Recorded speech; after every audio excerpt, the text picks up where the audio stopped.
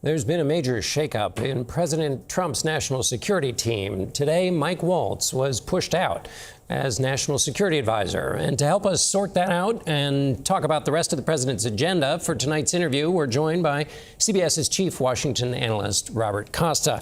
So, Bob, let's start with the outgoing national security advisor, Mike Waltz. Was it just that he was involved in that mishap with the signal messaging system where he allowed a journalist to be on that text chain, or was there something else about his behavior that moved him over now to be the ambassador to the UN, or the nominee, anyway, to that post?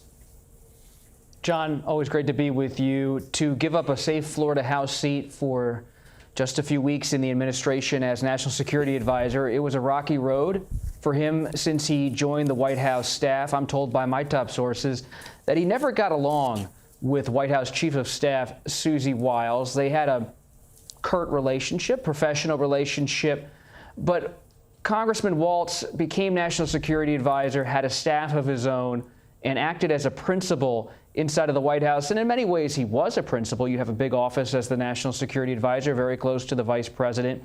But culturally, he has never fit in totally with the Trump inner circle. And part of it's ideological, I'm told as well. He's more of a traditional Republican. Of course, he echoes many of President Trump's positions on foreign policy and national security. But at the same time, he's just never been a perfect fit. You couple that together with what happened with the Signal episode, and you have what happened today. Though notable, President Trump is not firing him. He's just nominating him to be the United States ambassador to the UN. It's fascinating. Tell me, Bob, give me your read on the president's view of the economy. The GDP is down. Consumer confidence numbers are quite down. The polling shows that people think he's taken his eye off the ball on the economy. How does he and the rest of his folks see that key question of the economy, which helped get him elected? John, he hasn't taken his eye off the ball in the eyes of his closest advisors. He's playing a long game, and by playing a long game with his tariff policy, he certainly has many Republicans and even some of his aides privately nervous.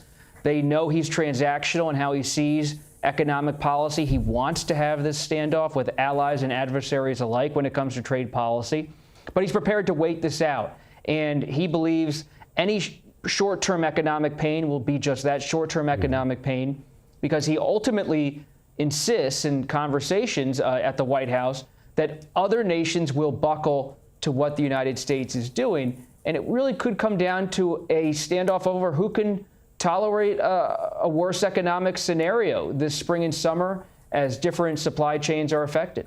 What's his thinking going into the budget fight that's about to happen in Congress about how he can play a role and how that will go forward? Well, his fingerprints are not really on what's happening on Capitol Hill. He doesn't have much interest in the minutia of legislation. As he said many times, he wants a big, beautiful bill that puts a lot of these spending cuts and tax cuts together. The difficulty here for Republicans is they forged a lot of their political movement back during the Tea Party era and called for fiscal responsibility. You have to have spending cuts if you're going to have tax cuts, and you need to shrink the government.